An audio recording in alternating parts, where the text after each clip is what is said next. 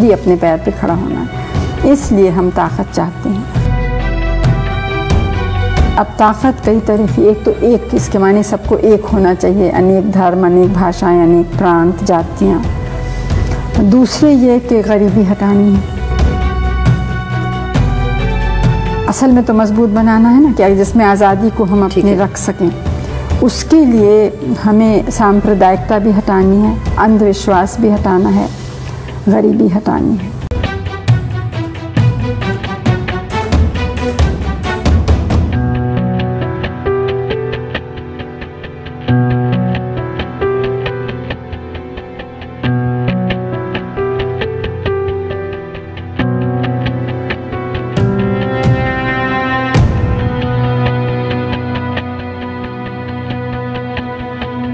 Modern Indian politics में बने रहने के लिए कांग्रेस को जो है काफी जोर लगाना पड़ रहा है। उनको अपनी पॉलिटिकल रेलेवेंस जो है बार बार प्रूव करनी पड़ रही है। और ऐसे में जो लोग कांग्रेस के सपोर्टर्स हैं और जिनकी एस्पिरेशंस कांग्रेस के साथ जुड़ी हुई है, वो काफ़ी कंफ्यूजन में नज़र आ रहे हैं।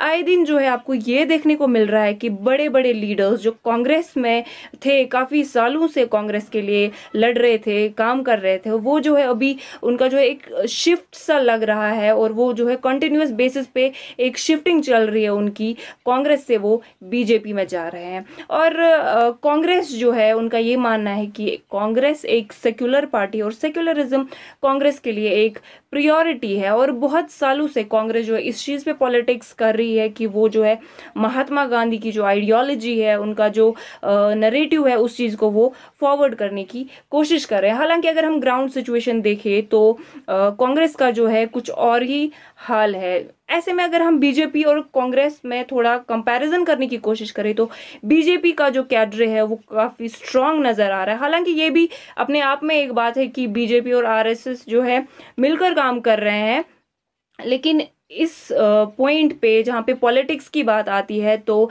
बीजेपी का जो कैडरे है वो काफ़ी स्ट्रांग नज़र आ रहा है, और कहीं ना कहीं कांग्रेस जो है मिस आउट कर रही है, लैग कर रही है, और उनका जो कर्व है काफ़ी फ्लैट हो गया है। और हिस्ट्री की अगर हम बात करें कि सिंस 137 ईयर्स हो गए हैं कांग्रेस को, और हिस्ट्री तो सबको मालूम है, लेकिन अभी जो करंट सिचुएशन है, अभी के टाइम पे कांग्रेस का क्या रोल है और किस तरह की पॉलिटिक्स कांग्रेस कर रही है, वो अपने आप में एक बहुत बड़ा सवाल है। जब भी कांग्रेस से उनके बड़े लीडर्स और एमएलएज शिफ्ट करते हैं, बीजेपी की ओर जाते हैं, तो कांग्रेस जो है हमेशा उसको जस्टिफाई करता है, और ऑफन जो है बीजेपी पे ब्लेम्स आते हैं कि बीजेपी जो है एक कुछ तरह के टैक्टिक्स यूज कर रहे हैं ताकि कांग्रेस के जो सीनियर लीडर्स है या छोटे बड़े जितने भी नेता हैं वो बीजेपी में जो है आए।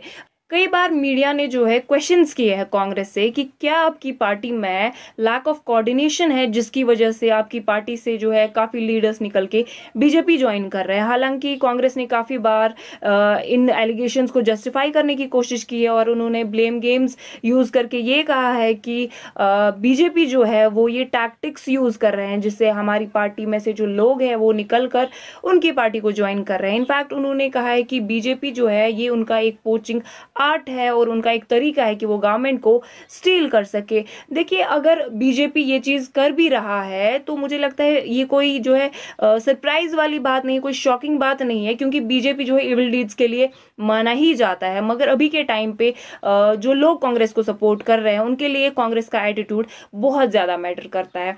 ऐसे में जो कांग्रेस के बहुत बड़े लीडर्स हैं जैसे गुलाम नबी आज़ाद, प्रियंका गांधी, राहुल गांधी, ऐसे लोग जो है उनसे लोगों की एस्पिरेशंस जुड़ी हैं, और काफ़ी बार जो है इतने बड़े जो लीडर्स हैं वो लोगों के सामने जो है खुल के सामने नहीं आ रहे हैं या उनको क्लैरिफिकेशंस नहीं दे रहे हैं, रादर देन वो इन चीज़ों को जो है एज ब्लेम गेम्स के तौर पे, इनको जो है एज फैब्रिकेटेड नरेटिव के तौर पे जो है लोगों के सामने रख रहे हैं।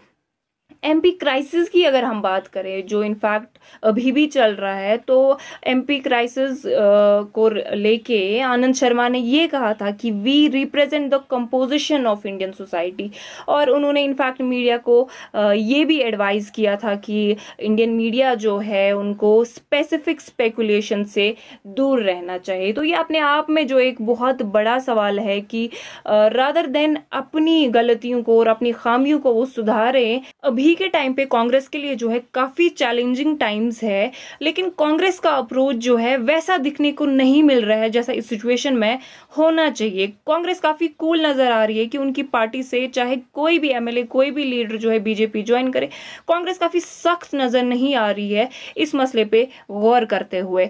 अब अगर हम नरेटिव की बात करें तो कांग्रेस पहले से जो है ये बोल रहा है कि वो महात्मा गांधी का जो नरेटिव था वो उस चीज़ को जो है आगे पहुंचाने की और आगे लेने की कोशिश कर रहे हैं, मगर जिस तरह से पिछले 4 महीनों में कई छोटे बड़े नेता, लगभग 300 से 400 लीडर्स जो है जिन्होंने बीजेपी ज्वाइन किया है, तो उससे हमें ये अंदाज़ा लगा है या हमें ये जो है पता लगा है कि कांग्रेस अभी के टाइम पे सही हाथों में नहीं है। और ये कांग्रेस के जितने भी बड़े लीडर हैं, जैसे राहुल गांधी है, प्रियंका गांधी, ये उनके लिए जो है एक बहुत बड़ा चैलेंज और एक बहुत बड़ा सवाल है।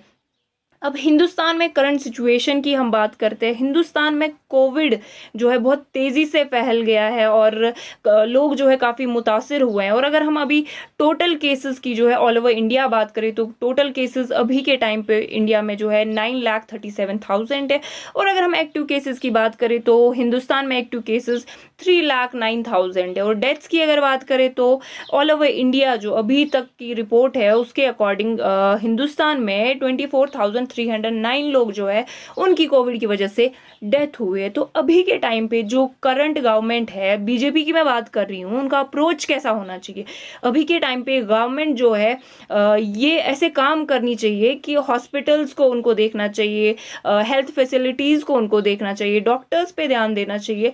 मगर अभी के टाइम पे बीजेपी जो है वो अपना पॉलिटिकल गेम अभी खेल रही है। इनफैक्ट कोविड जो है स्टेज 3 में है ऑल ओवर इंडिया, और ऐसे में बीजेपी जो है इस काम में लगी है कि वो कैसे जो है गवर्नमेंट्स को स्टील करें, कैसे जो है अपनी पॉलिटिकल पार्टी को स्ट्रॉन्ग करें। और उनको इस चीज़ से कोई फर्क नहीं पड़ता है कि क्या लोग कोविड से बच रहे हैं, मर रहे हैं, उनको किसी चीज़ से कोई फर्क नहीं पड़ता। उनको अगर फर्क पड़ता है तो इस चीज़ से कि वो कैसे कांग्रेस के लीडर्स जो है, उनके एमएलए जो है, उनको खरीद सके। द कोर इंडियन के लिए यास्मीन खान।